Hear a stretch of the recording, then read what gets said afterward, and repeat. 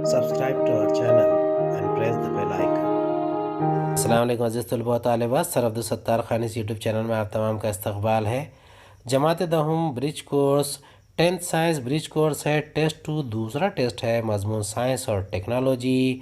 چلیے شروعات کرتے ہیں۔ برج کورس ٹیسٹ نمبر 2 جماعت دہم مضمون سائنس اور ٹیکنالوجی حصہ اول، کل نمبرات 15، وقت 30 منٹ، عملی خاکہ 5 تا 8 یعنی 5 سے 8 تک کا عملی خاکہ ہے۔ سوال نمبر 1 مندرجہ ذیل سوالات کے جوابات لکھیے، کوئی 5۔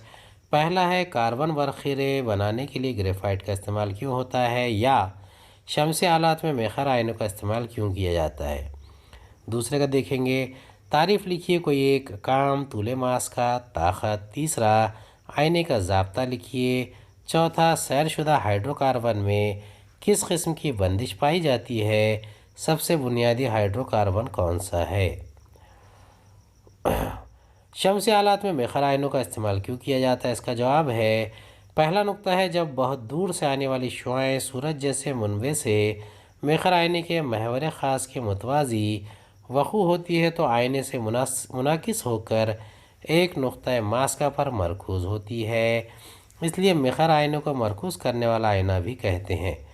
دوسرا سورج کی شعاعوں میں حرارتی توانائی ہوتی ہے جو ایک نقطے پر مرکوز ہو کر آلات کو توانائی مہیا کرتی ہے، اسی وجہ سے جب حرارتی توانائی کاغذ پر مرکوز ہوتی ہے تو ایک نقطہ پر بھی بہت زیادہ حرارتی توانائی کی وجہ سے کاغذ جل اٹھتا ہے، یعنی سولر پینل میں اور دیگر آلات میں میخر آئنوں کا استعمال کیا جاتا ہے۔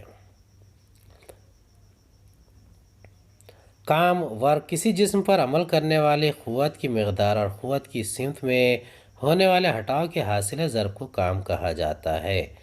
دوسرا ہے طول ماسکہ، فوکل لینتھ، کروی آئینے کے قطب اور نقطہ ماسکہ کے درمیانی فاصلے کو آئینے کا طول ماسکہ ایف کہتے ہیں۔ طول ماسکہ انحناء کے نصف قطر کا وسطی نقطہ ہوتا ہے۔ آئینے کا ضابطہ کیا ہے، اس کا جواب ہے، مروجہ قاعدے کے مطابق کروی آئینوں کے لیے فاصلے ناپے جائیں تو ہمیں جسم کا فاصلہ، عکس کا فاصلہ اور طول ماسکہ کی مناسب قیمتیں ملتی ہیں۔ جسم کے فاصلے کو میو یعنی جسم اور قطب کا درمیانی فاصلہ، وی یعنی قطب اور عکس کا درمیانی فاصلہ، طول ماسکہ ایف یعنی قطب اور نقطہ ماسکہ کا درمیانی فاصلہ، جسم کا فاصلہ، عکس کا فاصلہ اور کروی آئینے کے طول ماسکہ کے درمیان کا تعلق آئینے کے ضابطے کے ذریعے ظاہر کیا جاتا ہے، یعنی آئینے کا ضابطہ ذیل میں دیا گیا ہے، 1/v + 1/u = 1/f۔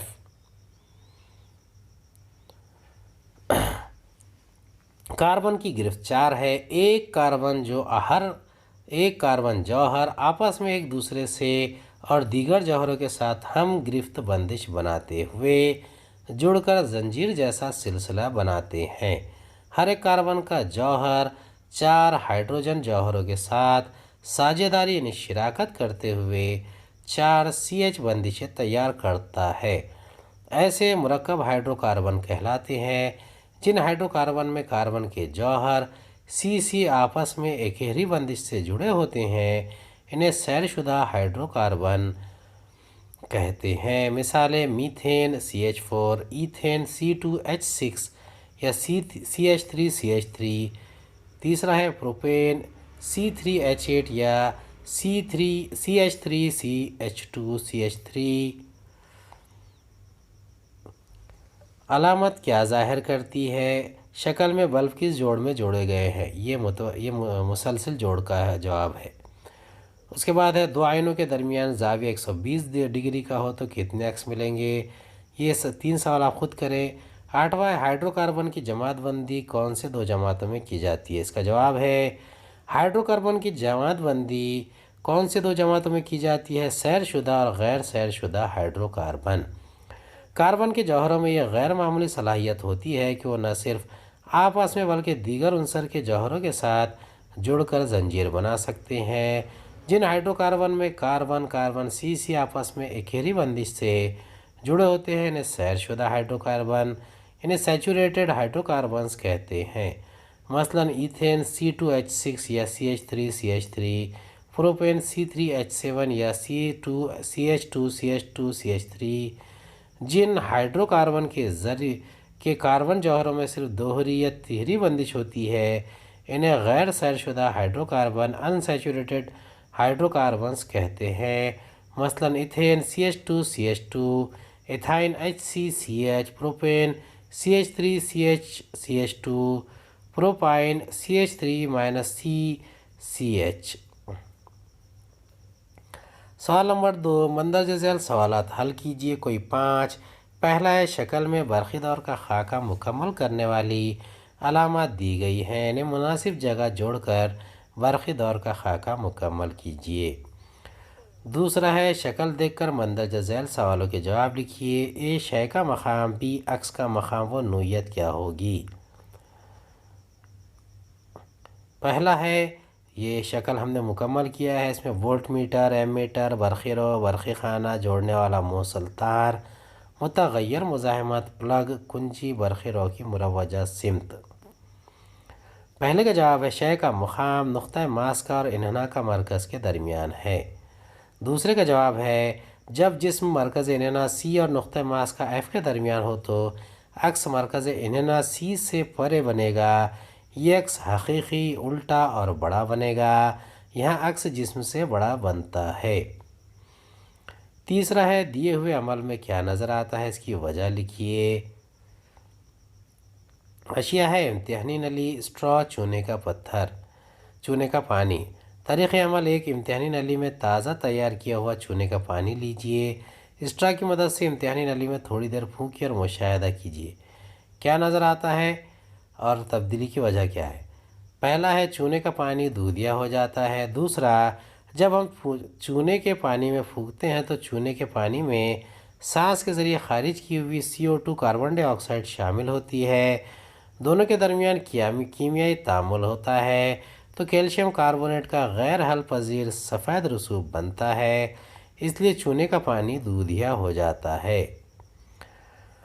چوتھا ہے آتش فرو آلہ سے کون سی گیس خارج ہوتی ہے، آتش فرو آلہ کا ایک استعمال اور خصوصیت لکھیے۔ پانچواں ہے فرق واضح کیجیے، توانائی بالخوا اور توانائی بالحرکت، موصل اور حاجز۔ چھٹا سوال ہے شکل میں بتائے گئے برقی دور میں سے برقی رو گزارنے پر کیا ہوگا، پینسل میں جو شے استعمال کی گئی ہے اس کی کون سی خصوصیت کا استعمال تجربے میں کیا گیا ہے۔ خصوصیات کے لحاظ سے کاربن ڈائی آکسائڈ نہ خود جلتی ہے اور نہ جلنے میں مدد دیتی ہے، یہ غیر زہریلی گیس ہے، یہ ہوا سے وزنی ہے، اسی لیے جب اسے جلتی ہوئی اشیاء پر پھیلایا جاتا ہے تو یہ جلنے والی اشیاء اور ہوا کے درمیان پھیل جاتی ہے اور اس طرح جلنے والی شے تک آکسیجن پہنچنے نہیں پاتی ہے۔ کاربونیٹ جیسے مرکبات پر تیزاب کے عمل سے یہ گیس فوری طور پر تیار ہو جاتی ہے۔ کاربن ڈائی آکسائڈ کی ان خصوصیات کی وجہ سے اس کا استعمال آتش فرو آلے میں کیا جاتا ہے۔ پہلا ہے توانائی بالحرکت اور توانائی بالخوا۔ کسی جسم میں اس کی حرکت کی وجہ سے جو توانائی پیدا ہوتی ہے اسے توانائی بالحرکت کہتے ہیں۔ توانائی بالحرکت صرف ایک ہی شکل میں پائی جاتی ہے اور کام کرنے کے لیے اسے دوسری شکل میں تبدیل کرنے کی ضرورت پیش نہیں آتی۔ توانائی بالخوا کسی جسم میں اس کی حالت، بناوٹ یا تشکل کی وجہ سے جو توانائی موجود ہوتی ہے اسے توانائی بالخوا کہتے ہیں۔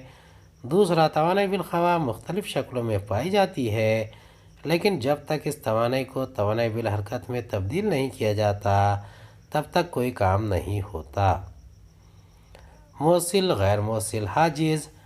موصل جن اشیاء کی برقی مزاحمت انتہائی کم ہوتی ہے انہیں موصل کہتے ہیں۔ موصل میں برقی بار لے جانے والے ایسے اجزاء موجود ہوتے ہیں جنہیں برقی خوا کے فرق کے ذریعے آسانی سے اسرائی حرکت دی جا سکتی ہے۔ چاندی اور تانبا موصل ہے۔ غیر موصل، حاجز جن اشیاء کی برقی مزاحمت بہت زیادہ اونچی ہوتی ہے انہیں غیر موصل کہتے ہیں۔ غیر موصل میں ایسے برقی بار لے جانے والے ایسے اجزاء موجود نہیں ہوتے جنہیں برقی خوا کے فرق سے آسان ذریعے اسرائی حرکت دی جا سکے۔ تیسرا، لکڑی اور شیشہ غیر موصل ہے۔ جواب ہے بلب روشن ہوتا ہے، اس کے علاوہ ایک امتحان نلی میں پانی لینے کے بعد جب ہم اسے نلیوں میں پینسل کی لیڈ کا صفوف بنا کر ڈالیں گے تو لیڈ، پانی اور مٹی کا تیل دونوں میں غیر حل پذیر ہے، یہ نظر آئے گا۔ شکل دیکھ کر شعاعی خاکہ بنائے، یعنی کہ اصول لکھیے۔ پہلا قانون، دوسرا قانون، تیسرا قانون۔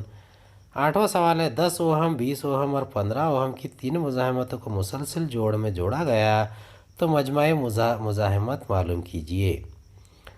اس کا جواب ہے میخر آئینہ، قطب، شعاع وقوع۔ یہ پہلا قانون ہے مرکز انحناء اور نقطہ ماس کا۔ دوسرا ہے یہ سی مرکز انحناء نقطہ ماس کا۔ تیسرا ہے میخر آئینہ اور قطب، شعاع وقوع، شعاع منعکسہ، محور خاص، مرکز انحناء اور نقطہ ماس کا۔ 8واں ہے 15 اوہم، 20 اوہم اور 10 اوہم کی تین مزاحمتوں کو مسلسل جوڑا گیا تو مجموعی مزاحمت معلوم کیجیے۔ R1 15 اوہم، R2 20 اوہم، R3 10 اوہم۔ RS R1 + R2 + R3۔ R یعنی مزاحمت ہے، ریزسٹنس۔ RS مساوی ہے 15 + 20 + 10 یعنی 15 + 20 + 10۔ RS مساوی ہے 45 اوہم۔ جواب مسلسل جوڑ میں جوڑنے پر ان کی محصل مزاحمت 15 اوہم ہوگی۔ امید ہے آپ کو ہمارا ویڈیو پسند آیا ہوگا۔ اگلے ویڈیو میں دوبارہ ملاقات ہوگی۔ خدا حافظ۔